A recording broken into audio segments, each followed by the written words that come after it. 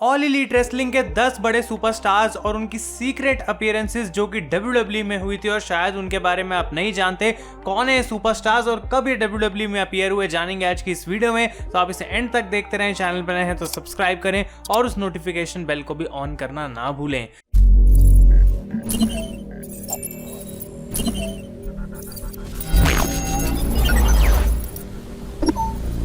तो गाइज, मैं हूं आयुष और आप देख रहे हैं wrestle India and I am back with one more top 10 video.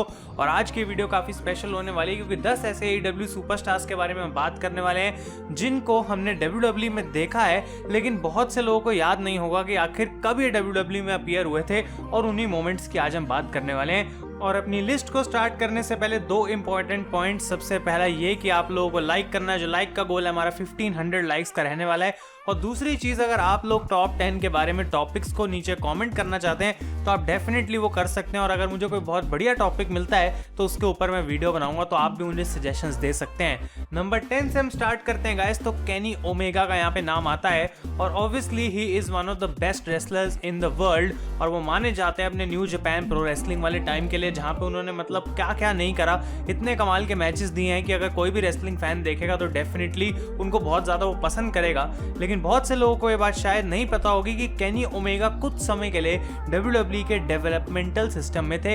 इसका मतलब यह है कि वो मेन रोस्टर या फिर NXT जैसे किसी ब्रांड पे compete नहीं कर रहे थे, लेकिन WWE के साथ बैक स्टेज ट्रेन कर रहे थे। और 1 साल तक वहां पे रहने के बाद अनफॉर्चुनेटली उनको WWE सुपरस्टार बनने का मौका तो नहीं मिला, लेकिन डेफिनेटली हम कह सकते हैं कि उनको वहां से कुछ ना कुछ ऐसा सीखने को मिला होगा जिसका यूज उन्होंने करा जब वो न्यू जापान प्रो रेसलिंग में गए और आज वो इतने बड़े सुपरस्टार बन गए हैं। नंबर 9 की हम बात करते हैं तो यहाँ पे नाम आता है स्कॉर्पियो स्काई का। और ये गाइज ऑब्वियसली AEW की टैग टीम SCU के एक पार्ट हैं और शुरू से ही AEW इनको बहुत अच्छे से पुश कर रही है। एज अ सिंगल सुपरस्टार भी इनको काफी स्ट्रॉन्ग दिखाया जा रहा है। और ये ना ही सिर्फ एक अच्छे रेसलर है बल्कि एक एक्सीलेंट कैरेक्टर भी है, यानी कि जो प्रोमो भी कट कर सकता है और सेम टाइम पे फनी कैरेक्टर भी प्ले कर सकता है। और कुछ ऐसा ही इन्होंने WWE में भी करा था। अब आप लोग जानते हैं कि एक समय पे डैनियल ब्रायन और केन की टैग टीम हुआ करती थी जिसका नाम था टीम हेल नो। और उनकी डॉक्टर्स के साथ अलग अलग अपॉइंटमेंट्स होती थी जहां पे उनके साइकोलॉजी ट्रीटमेंट चल रहा था। और इन्हीं में से एक सेगमेंट्स का पार्ट स्कॉर्पियो स्काई भी थे जहां पे उन्होंने काफी फनी तरीके से एक केमियो को प्ले करा था। और एंगर मैनेजमेंट क्लासेस का वो पार्ट बने थे डैनियल ब्रायन और केन के साथ। तो डेफिनेटली यहाँ पे जो उनको थोड़ा सा टाइम मिला WWE में, कुछ सेकंड्स ही मिले, बल्कि उन्होंने यहाँ पे दिखाया कि किस तरीके से वो अपना कैरेक्टर काफी अच्छे तरीके से प्ले कर सकते हैं। और डेफिनेटली ये सेगमेंट काफी अच्छी थी। नंबर 8 की हम बात करते हैं तो ये नाम आता है पीटर एवलॉन का, जो कि ऑल एलीट रेसलिंग में काफी बेकार गिमिक प्ले करते हैं लाइब्रेरियन का। और कभी इनको कुछ खास नहीं दिया गया, लेकिन ये भी WWE में अपीयर हुए थे एज अ जॉबर, जहां पे इनका नाम था एडम जेम्स। तो द ब्लडजियन ब्रदर्स जब टैग टीम हुआ करती थी एरिक रोवन और लूक हार्पर की, उनके अगेंस्ट एक टैग टीम मैच का ये पीटर एवलॉन पार्ट बने थे। और यहाँ पे ऑब्वियसली उनका जीतने का तो कोई भी दूर दूर तक चांस नहीं था और उनको कुछ ही मोमेंट्स में स्क्वॉश कर दिया गया था। नंबर 7 की हम बात करते हैं गाइस, तो यहाँ पे नाम आता है ब्रिट बेकर का, जिनको WWE में एज अ इनहैंसमेंट टैलेंट यूज करा गया था, यानी कि एक ऐसा टैलेंट जिसको स्क्वॉश करा जा सके, या फिर बेसिकली आप जॉबर का ही इसको दूसरा वर्ड कह सकते हैं। अब बहुत सारे लोग शायद ये बात याद रख रहे होंगे कि ब्रिट बेकर 1-2 बारी NXT में मैचेस लड़ी थी, लेकिन गाइस आपको शायद ये बात नहीं पता होगी कि उन्होंने मंडे नाइट रॉ पर भी अपनी अपीयरेंस दी थी। और यहाँ पे गाइस उनको कुछ मूव्स करने का मौका मिला था अगेंस्ट नाया जैक्स, लेकिन अनफॉर्चुनेटली जैक्स ने उनको स्क्वॉश कर दिया था। लेकिन अगर हम अब देखेंगे तो AEW में उनको काफी अच्छे तरीके से बुक करा जा रहा है और बिल्ड करा जा रहा है टुवर्ड्स द विमेंस चैंपियनशिप, जो कि एक काफी अच्छी बात है। नंबर 6 की हम बात करते हैं तो ये वाला शायद आप लोगों में से बहुत कम को पता होगा। नाम आता है यहाँ पे लूचासोरस का। अब ऑब्वियसली AEW में वो बहुत ज्यादा पॉपुलर हो रहे हैं, डायनासोर का मास्क पहन के आते हैं और इतना बड़ा सा उनका स्ट्रक्चर, उसके बावजूद भी वो इतने अजाइल है, इतना तेज रेसलिंग कर सकते हैं। और उसी चीज के लिए वो जाने जाते हैं क्योंकि उनका काफी यूनिक कॉम्बिनेशन है। और लूचासोरस भी हमें एक बार WWE में देखने को मिले थे, लेकिन ऑब्वियसली वो डायनासोर के मास्क के नीचे नहीं था, वो नॉर्मली लड़ रहे थे NXT में गाइस। और उनका नाम था यहाँ पे जूडस डेवलिन। और उनको कई सारी अपीयरेंसेस करने का मौका मिला था NXT में, लेकिन कभी उनको बहुत बड़ा स्टार नहीं दिखाया गया या फिर कोई खास टाइप का पुश नहीं दिया गया। और कुछ समय बाद जब उनका कॉन्ट्रैक्ट खत्म हुआ तो कंपनी ने रीसाइन नहीं करा उन्हें और उनको जाने दिया। तो ये छोटा सा उनका रन रहा था NXT पे, और हमें लूचासोरस भी WWE में देखने को मिले हैं। नंबर 5 की हम बात करते हैं तो यहाँ पे नाम आता है गाइस बिग स्वोल का। अब ऑब्वियसली बिग स्वोल और AEW की विमेंस डिवीजन दोनों बहुत ज़्यादा पॉपुलर तो मैं नहीं कहना चाहूँगा कि हैं, लेकिन इन रिंग टैलेंट की बात करें तो बिग स्वोल ने काफ़ी ज़्यादा इंप्रेस करा है AEW के अंदर, और ये चीज़ गाइस उन्होंने WWE में भी करी थी क्योंकि वो मे यंग क्लासिक का पार्ट थी और वहाँ पे उनका नाम था एरियल मुनरो। और ना ही सिर्फ इतना बल्कि उन्होंने मंडे नाइट रॉ पे भी एक अपीयरेंस करी थी, एक बार फिर से इनको भी नाया जैक्स ने स्क्वॉश कर दिया था।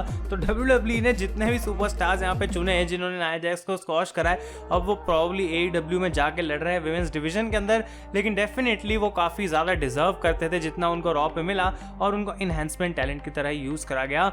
नंबर 4 की हम बात करते हैं गाइस तो यहाँ पे नाम आता है फ्रैंकी कजेरियन का, जो कि एक बार फिर से SCU का पार्ट है, और ये भी WWE में अपीयर हुए थे। इन्होंने कोशिश करी थी आने की जब क्रूजर वेट डिवीजन हुआ करती थी, और इनको बहुत सारे मैचेस भी जो है लड़ने का मौका दिया गया था, लेकिन वो मेन रोस्टर के रॉ स्मैकडाउन शो पे नहीं बल्कि वेलोसिटी नाम के एक शो पे होता था, जो कि काफ़ी पुराने टाइम में आता था, और वो क्रूजर वेट्स के लिए बेसिकली बनाया गया था।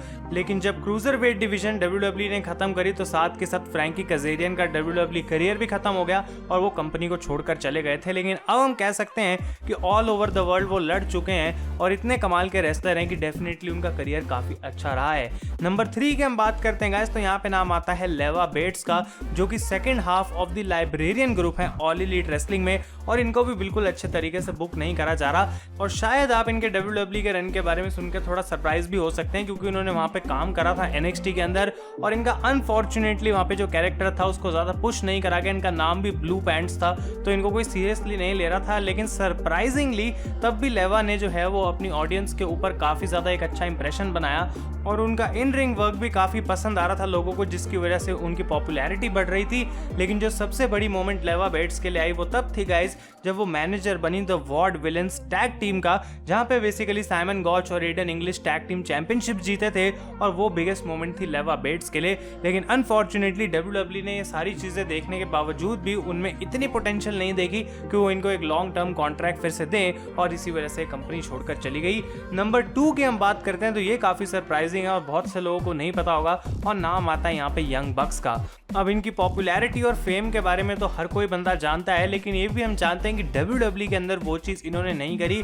All across the indie circuits करी है दुनिया में अलग अलग जगह पे लड़के, लेकिन मैं आपको बता दूं कि एक बार ये भी WWE टीवी पर अपीयर हुए थे, और वो था गाइज ECW के शो में। अब ये है बात 2013 की, जब मिज और मॉरिसन अपना डर्ट शीट सेगमेंट कर रहे थे, और उसके अंदर उन्होंने DX का मजाक उड़ाया था, पैरोडी करी थी, और यंग बक्स जो है यानी कि मैट और निक जैक्सन वो DX के ड्रेसअप में आए थे यहाँ पर ECW के शो पे, और उनको फिर मिज और जॉन मॉरिसन ने बुरे तरीके से मार दिया था। तो ये एक स्पूफ कॉमेडी थी और इनको DX प्ले करने का मौका मिला था ECW के शो पे, और मुझे लगता है कि आप लोगों को बात नहीं पता होगी, लेकिन अगर हम अब कंपेयर करेंगे यंग बक्स को तो ऑब्वियसली वो चीज़ जो है वो एक ऐसा पास्ट है उनका जो कि वो भुलाना चाहेंगे।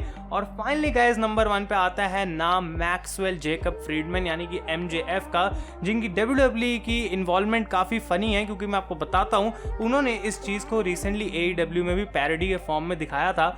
और ये मोमेंट आई थी समोआ जो कि NXT टेकओवर ब्रुकलिन 2 की एंट्रेंस के टाइम पे, जब जो आ रहे होते हैं बैक स्टेज अपनी एंट्रेंस के लिए, और उनके पास सिक्योरिटी गार्ड्स होते हैं कई सारे, और उन्हीं गार्ड्स में से जो सबसे आगे खड़ा होता है वो थे और कोई नहीं बल्कि MJF।